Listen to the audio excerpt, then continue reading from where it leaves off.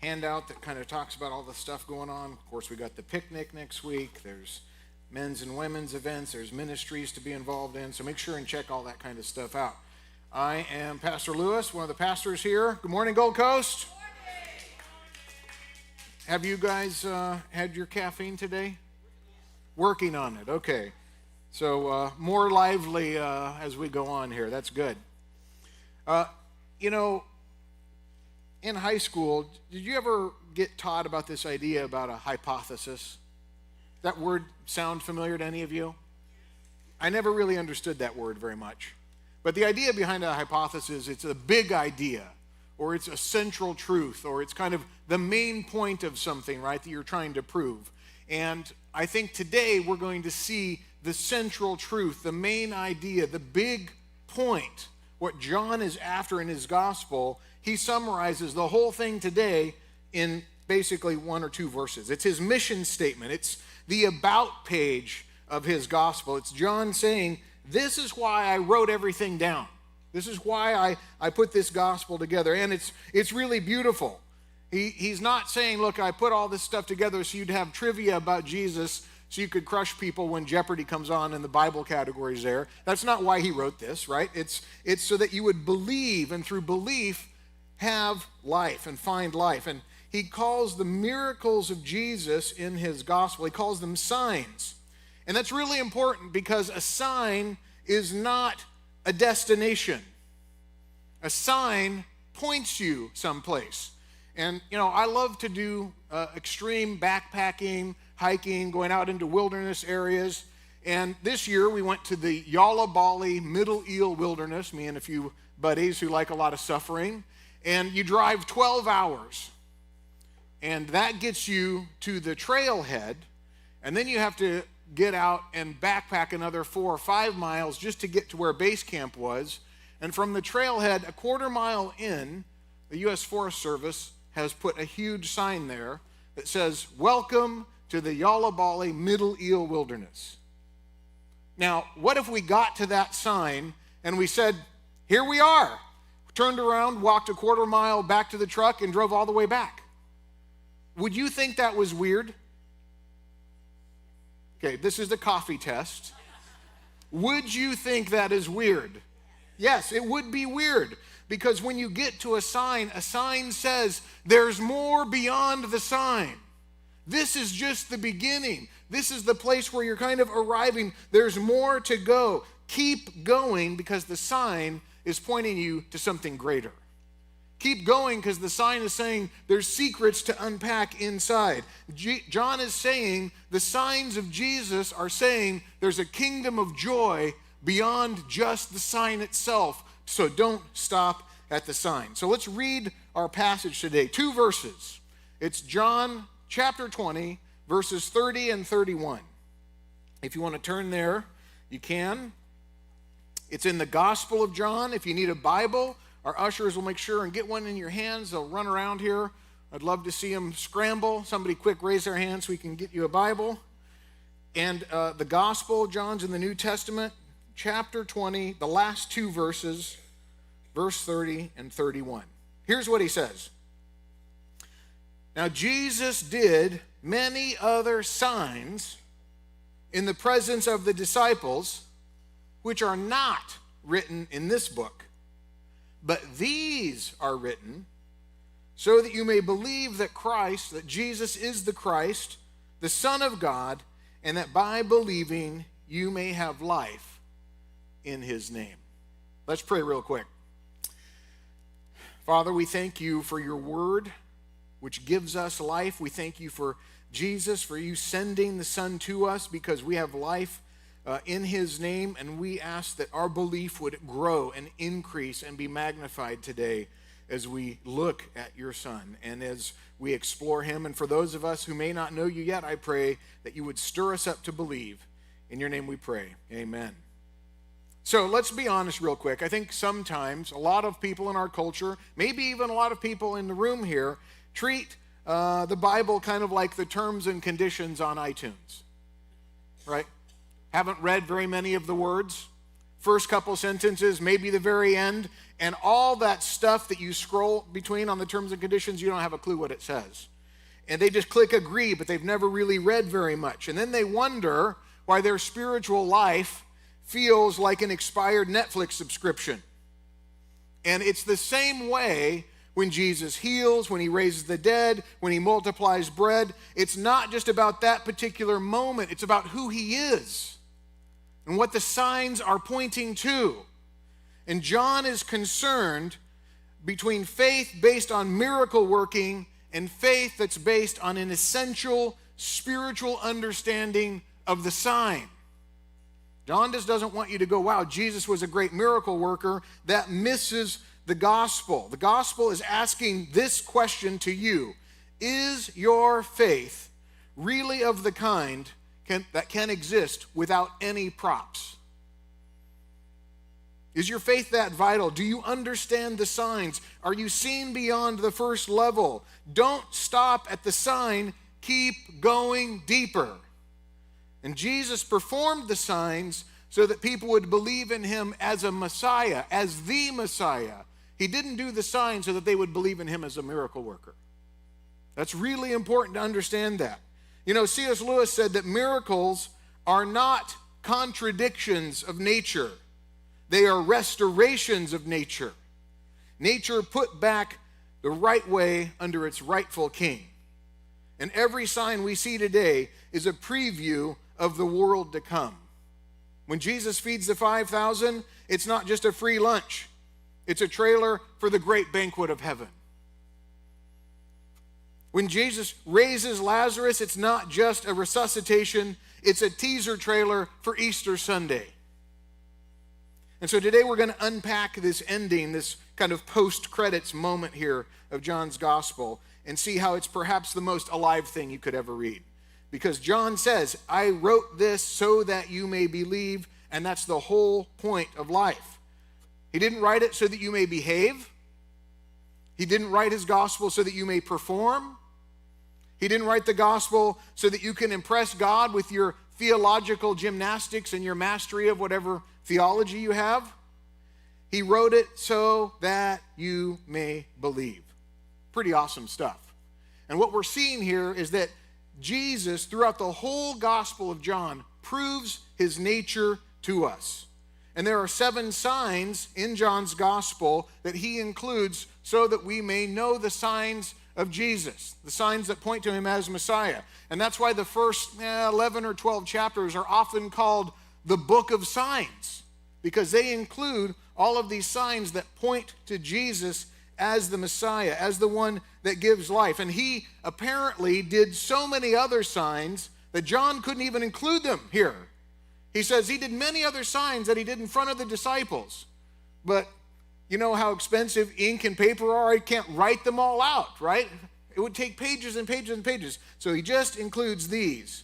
And the signs that he includes are all that we need to believe and trust in Jesus, which I find really amazing. John is saying, if you didn't have anything else, if you only had these, this is enough to trust and believe. And so we got to ask ourselves, what is a sign, first of all? Signs don't necessarily mean miraculous works, but they usually do. But when John uses it, he doesn't mean exclusively miracles. It also could include indications or tokens of the higher nature of Jesus and his divine commission. An example of that is the cleansing of the temple. We're gonna look at that. And so why does John have these signs? He says the goal of everything that he's written is belief, not vague optimism. He's not saying, I'm spiritual but not religious. He's not saying that Jesus was a great teacher. He's saying that the point of these signs is to believe that Jesus is the Christ, the Son of God. This isn't like believe in Santa or believe in yourself, right? It's trust. It's allegiance. It's saying, I'm betting my life that Jesus is who he is, who he says he is. And can we just be honest? I think that belief is hard. I think it was hard back then. I think it's hard today. We live in a world, particularly right now, that seems allergic to certainty. People say, well, that's your truth. And I want to tell you something. That's like saying, well, that's your gravity, right? Go jump off a 3-story building and see how your gravity works out for you. There's an underlying fundamental truth that John is saying. If you believe this, it will transform you. But belief in Jesus today is seen as foolishness. But meanwhile, astrology is trending. People are charting out their life based on the position of Mars. That seems crazy to me. We're not, I don't even think in this culture, we're not even pre-Christian anymore. I think we're pre-pagan. We've kind of gone so far sideways. We put modern skin on ancient idolatry. And, if you're a believer, the world's going to look at you and go, something's wrong with you. But C.S. Lewis said it really, really well. He said, when the whole world is running towards a cliff, the one who runs in the opposite direction appears to have lost his mind. I think the world is running towards a cliff. And I see the cliff, and I am not going to go over it. But the world thinks I'm crazy because of that. Jesus isn't one truth among many, he's the truth. And that claim then is either madness or salvation. And here's what's really interesting too. You don't have to agree with Jesus' teachings. You don't even need to know his teachings in order to believe. Isn't that interesting what he says here? He says you don't need his teachings, you don't have to agree with his teachings, you just need the signs. Now, Jesus himself would say, well, if you're not going to believe my teachings, at least believe the signs. Jesus himself said that. So we don't have to know his teachings. It is certainly good to know the teachings of Jesus. I'm not saying that. I mean, after all, I'm a pastor. I believe in the teachings of Jesus pretty strongly. Okay, but we don't need to know them to believe. What is necessary for belief is the signs and trusting in the one who did the signs. That's what John is saying. So why isn't it necessary to know the teachings of Jesus in order to believe Jesus? And I think the reason is that at their essence, teachings are about you. What should you do? How should you live? What you should think. A teaching says, if you learn these truths and do these things, you'll grow in godliness and grow closer to God. A teaching implies that if you can see something that you like, you can agree with it, right? It's something that I like. A teaching implies you're finding your way, and if you find a teacher whose philosophy you agree with, you'll go and you'll learn from them more. But signs are not about you. Signs are about the one who does the sign. The signs are about Jesus. And the signs are saying that Jesus has broken into the very fabric of reality. God himself has broken into the fabric of the world and is transforming everything. And what we think or know or do is a response to that. All you have to do is know the signs and believe the signs. You don't have to process this intellectually. You don't have to ponder it. You don't have to wonder if this is some kind of philosophy that you like. You just have to know the sign maker and know the signs to believe. This is pretty wild. And so John recorded 7 signs to prove the nature of Jesus to us. So what I'd like to do is kind of go over these 7 signs. I know some of you have still not regained consciousness after seeing that my note sheet had 7 fill in the blanks. I know that. So, just trying to keep you on your toes this morning. So let's go over these 7 signs. The first sign that John records is the water into wine. And that reveals and shows us the glory of Jesus as the Son of God and a new world order. Turning water into wine shows us a new world order, because when Jesus turns that water into wine, he's saying there's going to be a whole new way of doing things. You're not going to be washed with water to be cleansed anymore. You're going to be washed with my blood to be cleansed. And this new world that I'm creating is going to overflow with so many good things. You know how much wine he made? I mean, not just a few gallons, hundreds. And it wasn't just $2 Chuck. It was like the best wine that you've ever tasted. And he made it so much and so great, it blew them away. And Jesus is just saying, that's just a taste of what the new world order is going to be like. Can you imagine what heavenly glory will be like if that's what he did here on earth while we're still kind of screwed up? Wow, I want to be there. That sounds pretty amazing. The second sign that he did, which was the cleansing of the temple, shows us the cost of freedom through the devotion of Jesus. Cleansing the temple shows us the cost of freedom. What do I mean by that? Jesus was saying, look, the old temple, the old way of doing things, the old way of trying to get close to God, I'm getting rid of that, and the new way is through me. I'm the new temple, but in order to do that, in order for you to have life, I have to die. That's the cost of your freedom. Destroy this temple, and in 3 days I will build it again. Jesus is saying that's a sign of who I am, that it will cost me everything to give you absolute life. The third sign, which was the healing of the nobleman's son, this shows us the rejection of false images of Jesus. And the way that it shows us that is that at that time, all these people are clamoring after Jesus and following Jesus and asking for a sign. Show us another sign. Do another miracle, right? Wow us with your power. And the nobleman comes to him and says, will you heal my son? And then Jesus says, this generation seeks after a sign, right? And then he tells the nobleman, go home, your son is going to be healed. But the point, the sign that Jesus is trying to make is don't come after me after somebody who just wants to be a miracle worker. Don't come after me as just somebody that's going to do something for you. That's the wrong reason to come after me. You have to understand that you need to reject the false images of Jesus. We want God on our terms. We want God, well, God, just do a miracle for us. Heal me, provide this, help me get a job, give me a girlfriend, right? Whatever it is that I'm in a hurt, God, just help me out, right? That's why we make the joke that the only people that really pray are the poker players, right? When they're at the table going, God, please, make that ace of spades hit on the river, right? Right? Because that's just treating God like he's something that you can use. And Jesus is saying, I can't be used that way. You need to stop having false images of me. And we have false images of Jesus all over the place, not just in getting stuff from him. Our world is full of false ideas and false images about Jesus. The Puritan writer John Owen, he said that if you're satisfied with an imaginary Christ, you must be satisfied with an imaginary salvation. You must truly see and want Jesus for who Jesus is, not as just somebody that can do something to make your life better. And so many churches will tell you over and over again, just kind of, with your will, trust Jesus and your life will get better. And people come to church because they want their life to be better. And what I want to tell you is Jesus says, don't seek me just to make your life better. Seek me for me. And when you truly, desperately want me, my goodness flows through you, your life's instantly better. I'm just thinking right now about the thief on the cross. Did his life get better?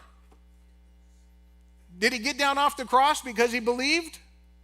I would say his life got worse for however long it took him to die. But then it was better, right? Don't seek Jesus and want false images. You got to reject the false images of Jesus. The fourth sign is the healing of the lame man. And this reveals that Jesus makes people spiritually whole.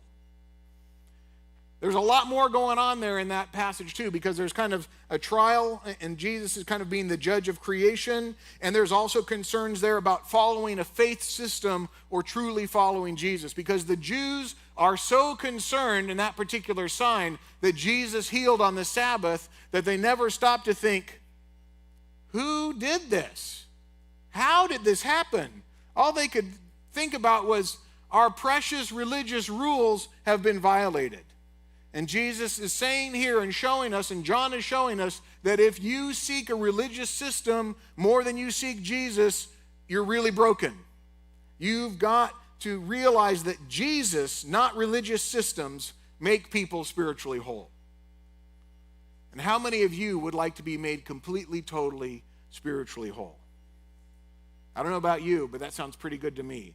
Because in moments of clarity, when I'm by myself and thinking clearly, I go, man, I am really broken, right? Sin has done a number on me, and I'm as straight as a dog's hind leg, right? I'm broken and crooked, and Jesus makes me spiritually whole.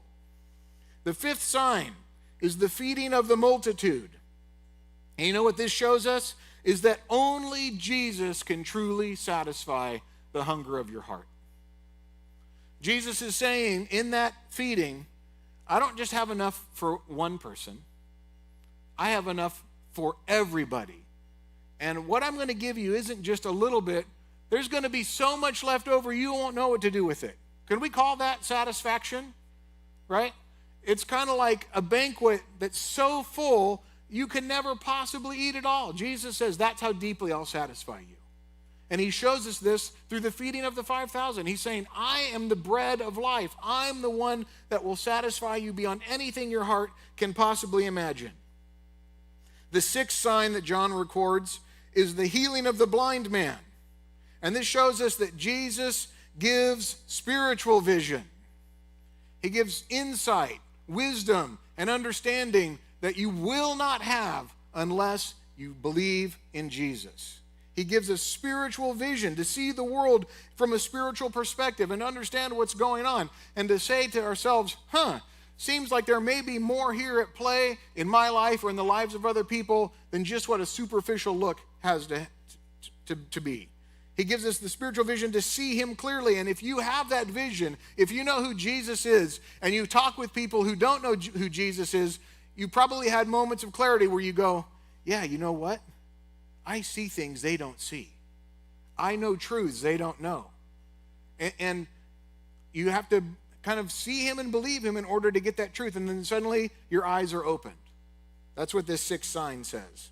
And then the seventh sign reveals to us that Jesus is the master over death. That's the healing of Lazarus. It shows us that Jesus is the master over death. He's the one who's in control of death. Death is not in control of him. He even tells us that nobody takes his life from him. He lays it down and he picks it up. And when he raises Lazarus, he's saying that even death submits to Jesus. He gives life to the spiritually dead. And the way to kind of see these seven signs is both collectively and progressively. Collectively, the seven signs, the number of perfection and completeness, John reveals that he wants his readers to consider them as a whole. And when we consider the seven signs, we behold a glorious composite portrait of the Son of God. There's a writer, Andreas Kostenberger. He says it like this. He says, it's crucial to view the fourth gospel's signs not in an isolated fashion, but in their interrelationships with one another. All of the signs jointly point to various aspects of Jesus' messianic identity, authority, and mission. Any one sign may reveal a part of this mission, but taken together, the signs provide a complete picture of the Christ, who is Jesus, and with the seven signs, the whole is greater than the sum of its parts. But not only can you view them collectively, you can view them progressively because they communicate something about the nature of Jesus in each instance. The seven signs convey the truth about Jesus in a progressive way where they build on the one before it. So the seventh sign, the raising of Lazarus, is the culminating sign of the seven. It's the clearest lens through which we see the overarching significance of the rest of the seven signs. And we saw in the last chapter, the raising of Lazarus foreshadows the resurrection of Jesus. And this is substantiated because the sign involves a resurrection, and because with the narrative of the sign, Jesus declares, I am the resurrection and the life. That's author Anthony Salvaggio. So there's a progressive way to see them and a collective way to see them, and they should be impressing upon you in their completeness something that tells you Jesus is the Christ. He is the Messiah. It should be wowing you, impressing you, reaffirming you, strengthening you, shaking you. When you collectively see them, progressively see them, you should say, this is amazing. Sometimes we kind of read the gospel from a distance. Instead, I want you to read it the way John wants us to read it, which is personally. John is saying, saw these things with my own eyes, and I'm writing them down so that you can believe them. Now look, do you trust eyewitness accounts? Some of you are like, yeah, I don't know. What if a friend comes to you, a really close friend, and they say, I had the most amazing dinner last night. You've got to go to this restaurant. Do you believe them? This is another coffee check. If a friend comes to you and says, I had the most amazing meal last night, the best steak I've ever had, juices oozing out of this steak, so tender, so delicious, perfectly seasoned, amazing vegetables, awesome dessert, the service blew my mind, you've got to go there. Do you believe them? There we go. Now, what if that same friend says, I saw this guy who turned water into wine. With my own 2 eyes, I saw it. There was water in that vase. I saw them pour it in.